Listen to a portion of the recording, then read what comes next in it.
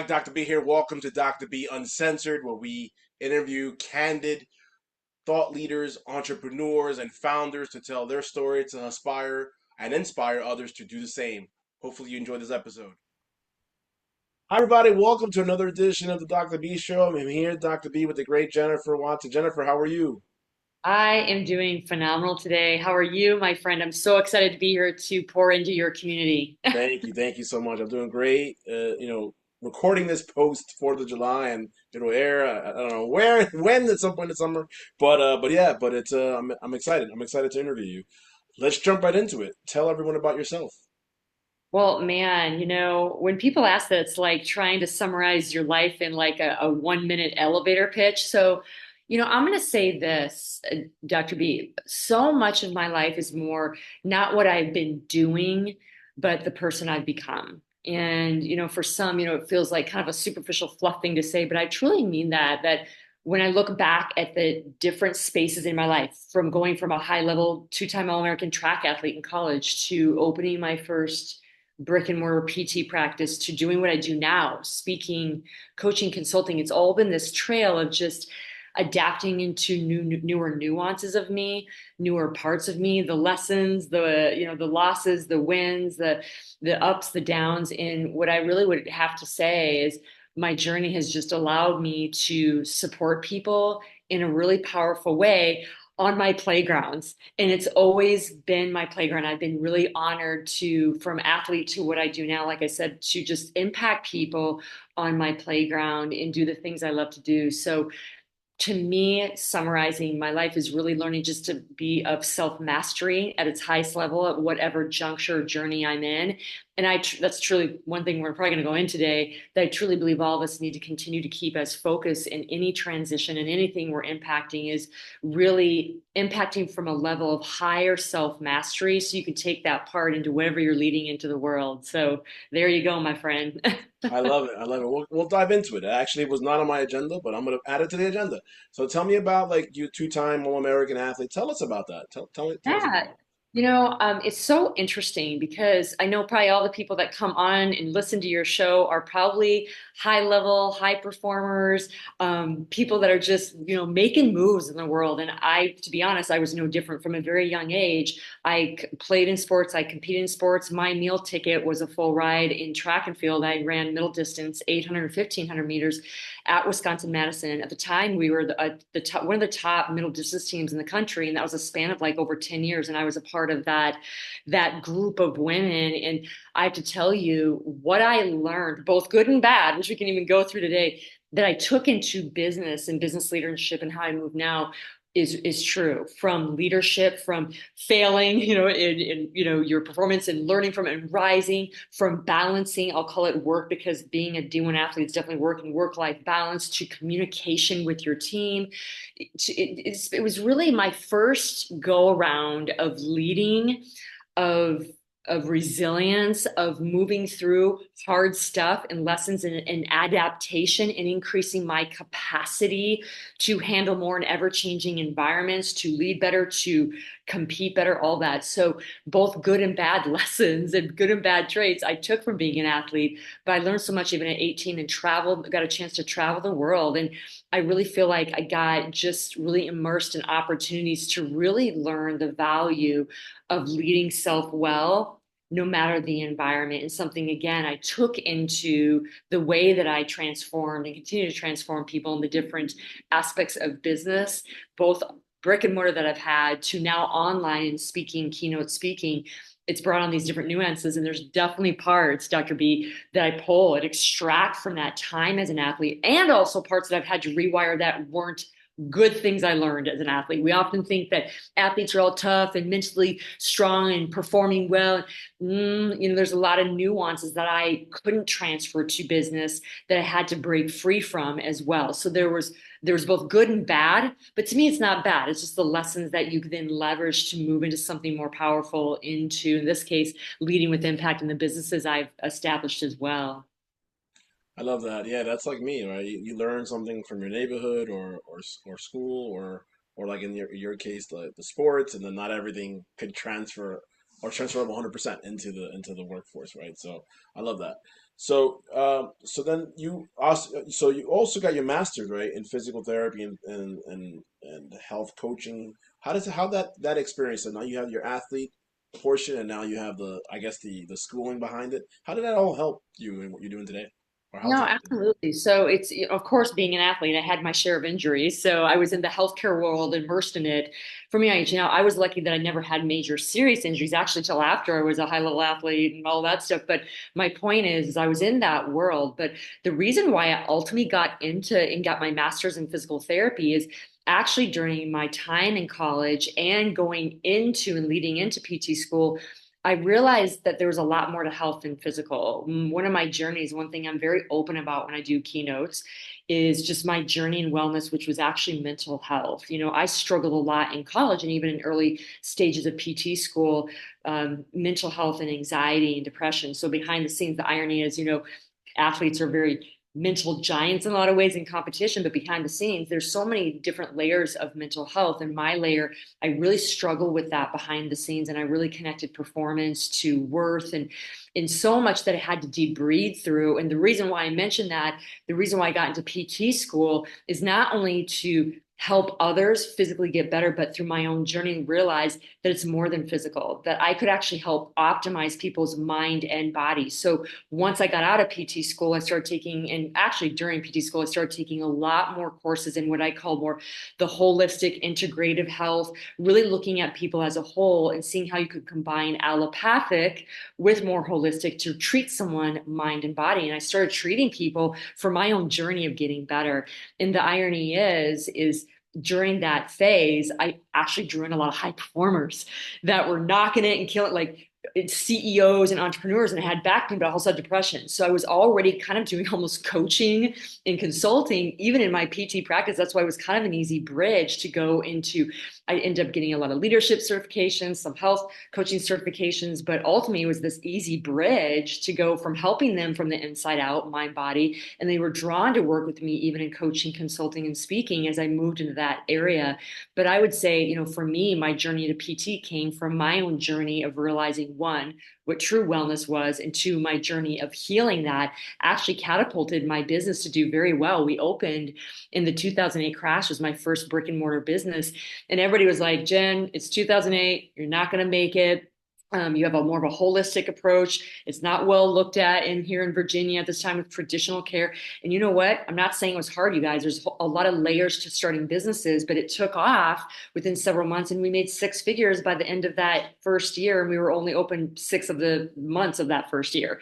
And so that is something that I really took to heart. That when I came down to really what I was bringing to the world and why I wanted to do it, and make sure I was articulating it well to the right people, it again just took off. And it's something that I'm really just so grateful for, because it not only allowed me to really help people in their healing to thriving their mind, body, and performing in a more healthier way, but it bridged where now I'm at with coaching, consulting, and speaking, that I work with a lot of, high level CEOs and leaders of mid-sized to larger businesses now that are looking to not only heal their body and mind from the inside out, but also have what I told you earlier, higher level of leadership, which to me is higher level of self mastery. Many leaders that come to me now realize mind body plays a factor in how they influence and show up as leaders in their business and affects their bottom line and their team, right? We saw it post 2020. But what we're seeing now, even many years later, is every leader's desire to not only keep this healthy, but to elevate their awareness and their self mastery. Because at its core of leadership, no matter what your definition of leadership is, I truly believe it starts absolutely with a heightened level of mastery and awareness of self and having frameworks to move you into that space. So, and that's a long answer to your question, but it's just naturally smoothed out in that way from starting with my journey. And I'm always a student of my work and seeing how other leaders that are really desiring to create impact, it really creates a difference. And if I can help you mind body optimize yourself, if I can help you create a higher level of self mastery and get yourself to individually and collectively as a team move forward, game over. you're going to win in all your transitions and anything that comes at you, including a 2020 again. Because you guys, newsflash, it's going to happen again. Such as life, that we're going to have things that come at us. But when you really go from this level that I feel I've, And that is crazy, that's drastic, but yes, we will have other adversity, right? Other events that'll impact us, yeah, absolutely. right? Question. So, I can imagine. I know me growing up playing sports, there was no social media and all that. Now I give a lot of props to some of these folks who are mentally strong with the power of social media, and some people look for instant gratification or feedback. Tell me about that. Like growing up, I assume that you and I are of the same age or same age range, or at least in the same age range. How does that whole additional layer you think impact like the athlete today?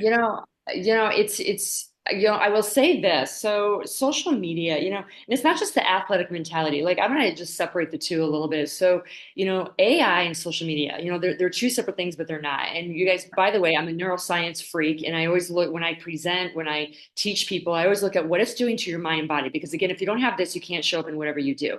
And we're seeing huge research. I can give you guys links on this, both with social media use and AI use. And they've looked at a number of hours done in each. And it doesn't matter what age range you are, you guys. Younger you are, because a lot of teenagers, there's a huge amount of growth spurts that happen. So you're hardwiring in while you're growing. So that's why sometimes it's harder to break free of patterns when we're growing up in social media and AI versus the adult that didn't grow up into it. But no matter what, all of us are bringing in social media and AI a lot more. I want to say this side note. I love social media. I love AI and systems. There's a place for it, but we have to create healthier boundaries around it. What they have found in research, that a certain amount of levels, and we can go on that depending on what age group it is and what you're doing and how you're using it and all that. But AI and social media are all showing signs of brain atrophy, diminished creative zone, problem solving zone, decrease libido, decrease dropping of what we call the happy pills into your system, including motivations in serotonin that actually helps with joy and peace and happiness in general. So, you guys, what I'm saying is this is real. So we have to learn is to know how to leverage AI and social media. I think it's a beautiful thing, which we could probably go into that for another hour. But I'm also a big believer, how do you create boundaries to use it in a proper way, but also that doesn't melt your brain, you guys? And it is happening. They've even seen people that are so addicted to social media, they're showing brain patterns of those that are addicted to drugs. Okay, you guys. So, and high, narcotic drugs. So this is a real thing that we need to create differences on. And once we do, we can start leveraging again, you guys, AI and social media in a powerful way. Again, I use it, but I make sure I have boundaries on it. And I will say this to my athletes, circling around to the question that you asked me, a lot of athletes are very driven and motivated and actually can have addictive behaviors. I've worked with some of them, and honestly, if you have more of an addictive behavior, you can get pulled into too much social media and AI. And we need to, again, step back. What did I just say before, you guys? My biggest thing to self leadership or to leadership is self mastery and awareness, to look at what is out there that we're using. In this case, we're talking about social media and AI. It's a beautiful platform, but how can we use it to enhance us and leverage it to move our impact forward and keep ourselves intact and make sure our human prowess, our human capability is coming out? Athletes and many other people that have some different behaviors that are not necessarily or maybe more concurrent to creating social media toxicity. We got to be aware of that. And you guys, it's not a bad thing. It's don't shame yourself over it. It's just really being super honest, how much you use it, what it's doing to your health, and is it decreasing your performance, your productivity, your communication, your creativity. And sometimes you need coaching support, someone to come in and look at that, help you with boundaries and create a platform for you. But that's what I'd say in response to that question is there's beauty in it, but we have to create an awareness and a mastery of ourselves around using it. Athletes, you guys, it's not just athletes, but a lot of people have addictive behaviors, and you got to learn to create some opportunities where you have boundaries and respect and mastery for self as you're utilizing these tools to help us, because they absolutely can help us if they're used in a more correct way, that the brain and body doesn't fall apart, but actually gets catapulted into a place that will help serve you and your company. I like that. Having those boundaries very important. Tell us about you alluded to this before about your first business in the PT. Tell us about that. Um, I think you already told me about the origins. Tell me a little bit more about the business itself and some of the services you offered in your first business. Yeah, honestly, there's so much there. It'd probably take a whole hour to like go through that business. That's But all I'm trying to like. If you could no, just we were, summarize no, it. but honestly, I will say this, we were definitely a holistic practice. We were doing things that were more what I call integrative. And by the way, you guys, if you were wondering what I mean by that, allopathic medicine is more traditional medicine. And I will say things like medications, surgeries, reasons why we sometimes go to the PCP for things to kind of zap things right away, and again, I'm just kind of giving examples here. There's more depth to that. Holistic integrative care is actually trying to look at ways that are less invasive, that are not surgery or medicated, that we use things to optimize your body to not only heal but thrive itself. So we engaged in that, from different types of body work to nutrition to breath work to mental things that we were doing, from mindset stuff to looking at trauma that is wired in the body. So we were doing a lot of things like that. We were connecting with functional medicine doctors, acupuncturists, holistic people outside me, that we all work together to really treat people as a whole. So with that being said, we did do traditional care as well with PT. We did exercise. We did things pre and post op surgery. So it's not that we were against surgery medication sometimes, but we really wanted to create a balance between holistic and allopathic traditional care, and really, again, comprehensively treat someone mind and body. And it allowed us to really do that. And we saw huge results. We were known across the Virginia Beach area as one of the top PT clinics in the area. And some of the doctors are like, I don't know what you're doing, but you're getting people better. And the biggest thing with that is we were also making sure my team was healthy. We would work on each other. What did I say? It's a lot about self-awareness and mastery of what you're bringing to the world, and making sure that you're being a student of your own work. And that's something that we did with the team. And I think that's why we expanded so well. I sold it and now it's still doing well. It's grown, and I still keep in contact with the girl I sold it with. And she's doing such a great job with the baton that I've handed over to her. And I'm so proud of that. And it's really interesting, as I started making the transition into coaching, consulting, and speaking, I remember this identity to that business. With any of you that have been out there and have started multiple businesses and maybe sold some of them, is a huge identity crisis for a lot of people. And I had to go through this process of going, it's okay that I have a new identity, as I take some of these gifts of healership, and they are transferable into speaking on stage and coaching, consulting. But how can I let go of that place I was and give the baton over to someone that's ready to continue to kick butt and take names with a beautiful clinic and take me to the next space that I felt God was taking me? And that's something I teach a lot of leaders too, whether you're selling a business like I did and moving to another, or have multiple businesses, or you're moving out of your role with a primary business and going into a different one. I work with a lot of people in transition, and there is part of this identity transition that needs to happen, that one, your gifts are transferable, but you do have a new identity and new space that you're moving into. So I love that practice. I was able to learn so much as a business leader and how to expand teams and master the craft of self mastery for self and my team through challenge and change and still grow. But then I was able to take that same thing and bridge the gap of moving those giftings into another space, another identity of a place that I believe that I was supposed to go to create impact with all these gifts, but in a different format, not in a brick and mortar anymore, but actually in a different space that I'm in now. Got it. Yep, that was my next question. So I guess what was a pivotal moment or incident that made you start, I guess, Watson Worldwide, where you're a speaker, coach, consultant, and all that? It's everything that I just mentioned about my physical therapy company. I'm so humbled. It was such a fulfilling part of my life. And I will go through pictures and reconnect with the teammates and see how they're doing. It was such a big part of my chapter. And honestly, it's just like many of us, at some point in our lives, when you live long enough, we have these come to Jesus moments. And it's not necessarily always about, is there more out there? And sometimes it is. And for me, I've always felt that I've lived my impact at the time that I was supposed to be in a certain space. For me, it was the question of, am I supposed to do something more with the knowledge and wisdom I have now? And I did feel that God really wanted me to get my expertise and my message in wellness, mental, emotional agility, and in resilience capacity, ability to perform well in a healthy way, higher level leadership traits with mastery that allow you to get through expansion and challenges like 2008 and 2020. And I felt God just say, you need to take these to a bigger platform so more people can have these tools.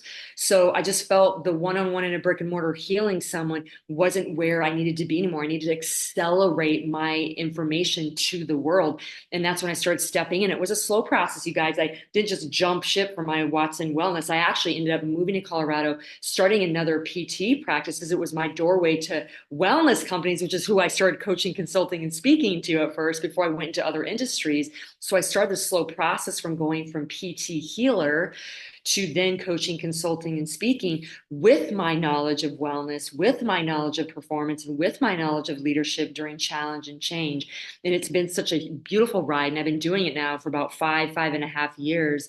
And there's all these nuances that have grown and changed from that. But it was a natural progression for me when I felt the call, when I was like, I feel like this message, the knowledge, the wisdom is supposed to get to a bigger mass of people. And I had to answer the call like so many entrepreneurs do, is that scary step of like, okay, here we go.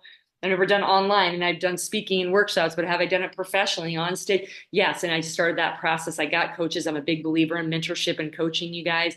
There's a lot of free stuff out there, but I'm a big believer that no matter how much you know, you always need someone to kind of move you and help you support through transitions. And I love to do that with people too. So I got a coach and continued my journey. And now in this space of where I get to lead now in a different way, in a different capacity. I love that. Yeah, no, no, yeah. Yeah, instead of speaking one on one, you speaking instead of one on one or one on one, you speaking one to many. So that's what you're doing now, as far as the speaking on Yeah. stage. I love that. Yeah, it's really interesting too. And I will say this, the other caveat, because you just asked me the question. The other caveat, my dad was in his first career, didn't do it forever through his life, was a pastor. He was a natural speaker. And my mother would always say that I had this draw for speaking from him, like Okay. it's kind of Yeah. inherited. And ironically, I was afraid, deathly afraid, went all the way through high school of speaking. But then as I started doing more presentations in PT school, started doing more workshops, once I got my PT practice, and even when I managed other PT practices, I realized how much I loved it. And not because I was up there in the highlight, but how I really enjoyed seeing the massive transformation and Yeah. integration of the knowledge I was given. So it's interesting full circle that even though my dad stepped out of that, I stepped in and Right. he kind of gave me the baton, so to speak, and I love it. And it's probably one of my favorite things to do along with podcasts is Mhm. just have this energy of people listening and coming into this space and just hopefully taking some wisdom. And I humbly learn as much from you as hopefully all of you learn from me. But I would say that was the other big piece too. And I just felt naturally called to speak. And you and I are in a similar vein that not about the spotlight or me. It's about like the transformation that I see in people when I coach them. Like I had a coaching session earlier today, and you start to see the aha moments there, and that's what I live for. Right? I live for that stuff. All right, so I have a so pivoting a little bit.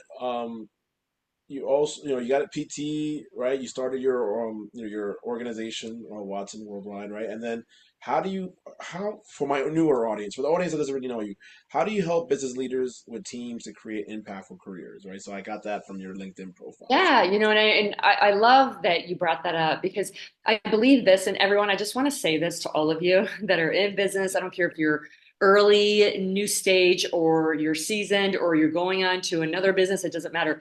You're always evolving, you're always changing your message. And I don't want to say always changing, I mean just moving into new spaces and meeting hopefully your potential clients where they're at and where you're also aligned to actually give in a really powerful way. And yes, my tagline is really I want to transform not just the individual leader, but the team, the community, the business. I want to transform the lives of the team and the health ultimately of the company. And I don't just mean the physical health of the company, mind and body. I mean the health of what's happening in the system of the company, communication systems and platforms, ability to create impact and create vitality in a great team culture, be able to make money and feel good doing it, be able to see problems ahead of time and be able to problem solve together in a powerful way. So when I say transform the lives of the company individually and collectively and the health of the team, it's really not just talking about physical health and emotional health. It's really talking about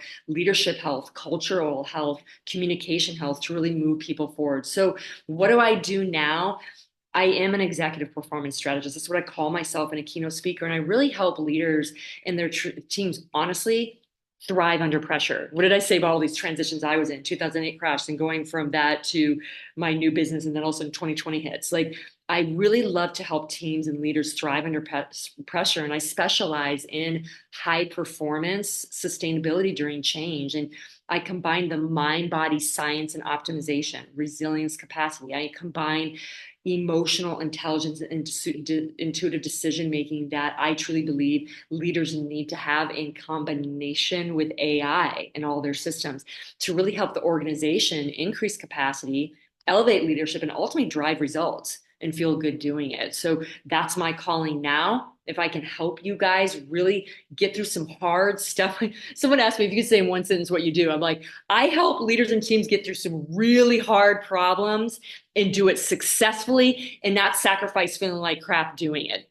That's me. And if that's something you guys are desiring, I mean, man, I'm here because I love helping people in transition. I think it's actually, I'm going to say this, Dr. B, I believe transitions that feel really hard, whether it's a 2020 or 2008 or something internally happening in your company, it's actually the sweet spot. It's a great launch pad for opportunities if you know how your mind and body works.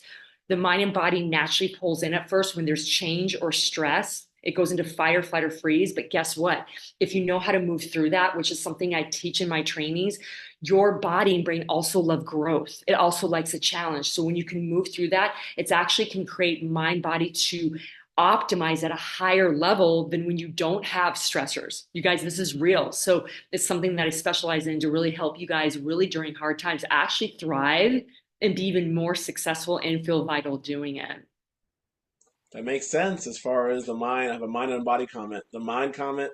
This podcast was born thanks to COVID because I was trying to Yeah. reinvent myself like a million other people in this world or millions of people in this world, and it has survived since COVID. And 70 episodes in officially, and I have Yeah. about no lie with even with this one, probably like 15, 16 in the queue, ready to be I released. love this. But you guys, this is true. Did you hear that? And I want you to know something. One thing I teach people all the time, and I do want to give everybody just one little quick tip here because they're like, oh my gosh, during challenge change, my Yeah, body freezes, I shut down. I get it, you guys. But then the body, what he just said, when we learn how to cultivate it and you get some sweet spots, you can accelerate.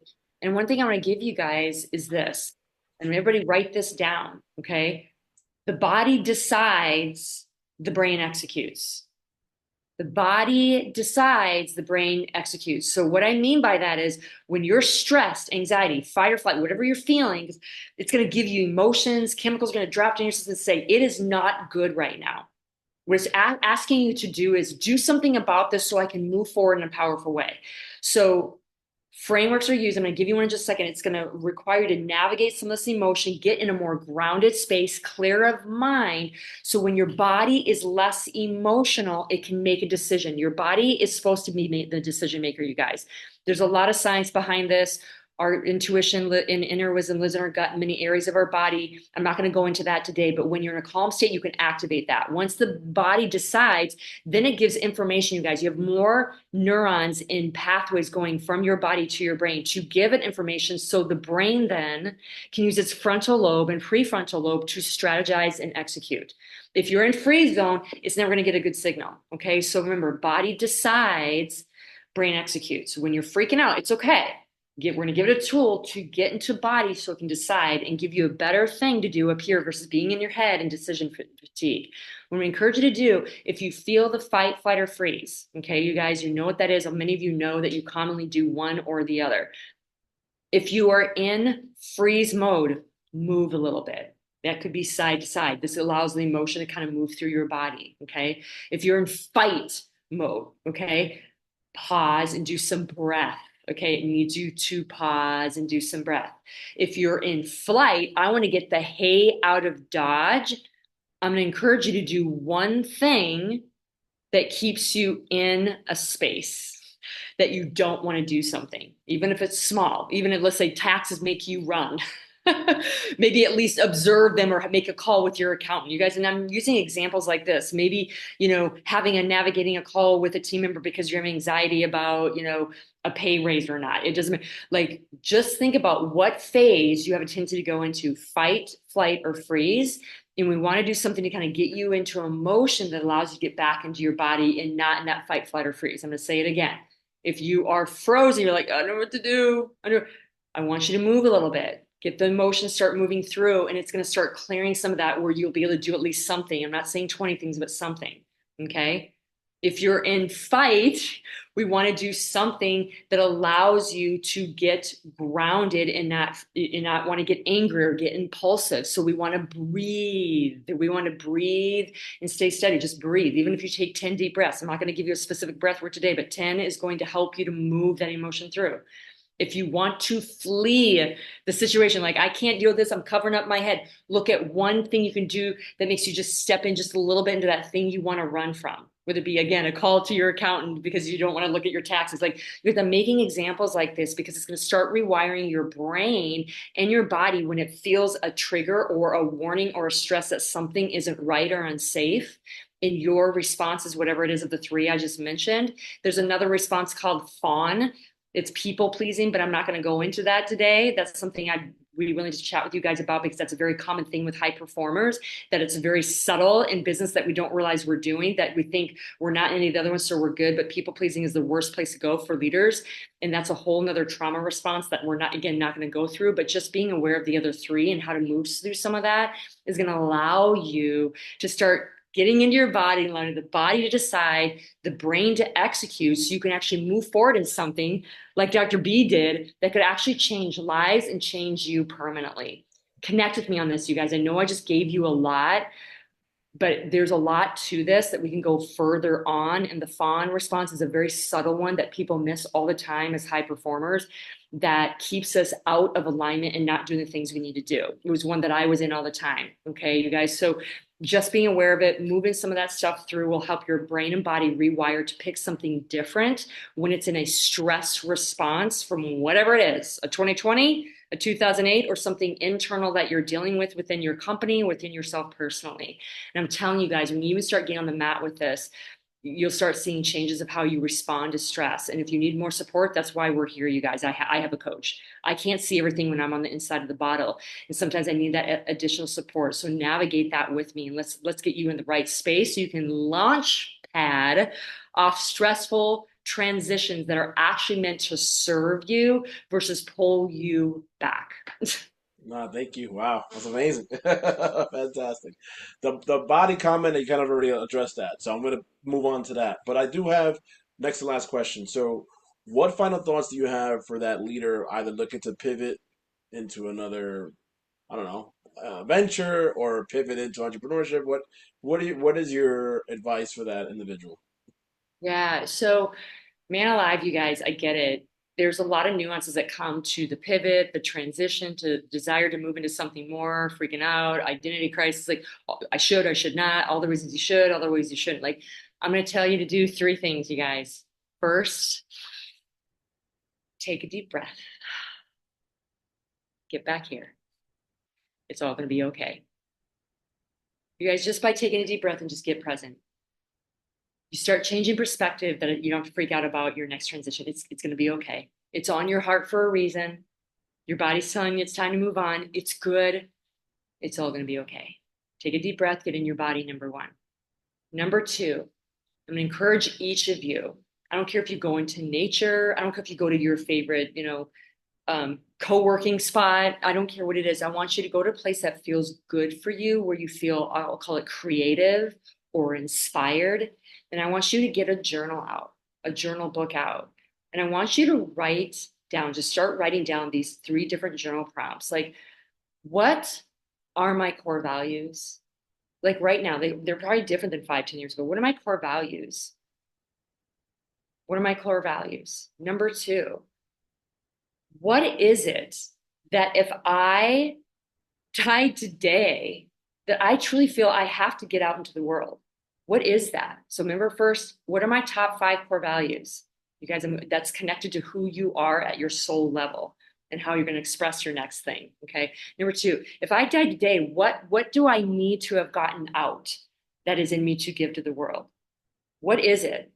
What is it? And just write, just keep writing. And then the third piece is, because this is a big one, big one. What part of me, this is part of that self-mastery piece, going back to what we were talking about, what part of me, when you envision it, this one thing you want to give to the world. How do you need to show up today in leadership right now with that thing you want? That you, if you die today, like it had to get out into the world. How are you showing up today? What does that look like? And I don't just mean you guys, the to do. Well, I get, LLC. No, I'm talking about core values, what you want to give to the world, and how you are showing up as a leader. I'm going to be giving. I'm going to be loving. I'm going to connect with people. I'm going to smile with them. I'm going to articulate better. I'm going to keep my word on things. I'm going to navigate tough conversations and tough decisions that I know are necessary for this role. You guys, that's what I'm talking about. The subtle things that we miss. It happens all the time. The subtle things, you guys, that move you forward or don't move you forward are the things we're avoiding. How do you need to show up today? I can't even tell you guys when you do these prompts. I literally remember I wanted my PT practice, but I was avoiding tough conversations and avoiding decision to go into a bank and take out 20K back in the day when they gave out business loans. You guys, I was avoiding and I was realizing, oh my gosh, I'm not showing up as the leader of this business I want to lead. You guys sit and think about that. How do you need to show up today? How do you need to lead yourself at a higher level? What are you avoiding? And how can you show up in that version today? I don't care if you don't have 20, 30 grand to start. Do one thing. I don't care if you can't have 10 hard conversations, have one. I don't care if you can't have 10, decisions that you need to make that day, do one. Like what is aligned with where you need to go, you guys? How do you need to show up? And I'm telling you, you're going to get so much clarity from that.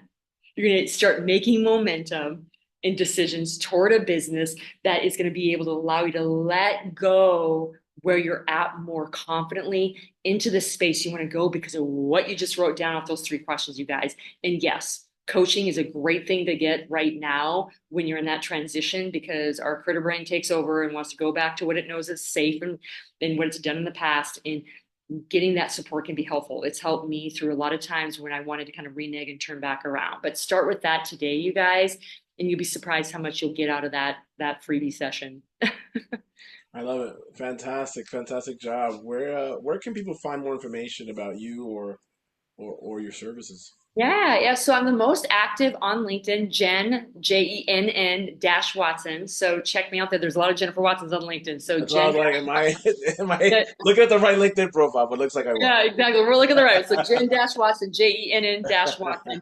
I have a lot on my YouTube channel, Jen Dash Watson at 777. So check that out. But you guys, I'm also active on Instagram at the Jennifer Watson. So check me out. I answer my own DMs. You can check out my website at jenwatson.com. But I'm telling you, if you have any questions on what we talked about today, you want to explore some opportunities for support, you guys, I'm the transition queen. I love to help you guys through that because when you do it alone, you either have delayed results or you waste a lot of money and time when you can be somewhere different. So connect with me, whether it be just to get more information on some questions you have from this episode or you're looking for further support. I am here for you, my friends. Thank you, Jennifer. Fantastic interview, and thank you so much for being on my show, Thank you so much. Jennifer Watson. Everybody. Hi, everybody. Dr. B here, Dr. B Uncensored. Hopefully, you enjoyed that episode. Remember, you are one big deal away. Please like, comment, and subscribe to the YouTube channel now. Take care.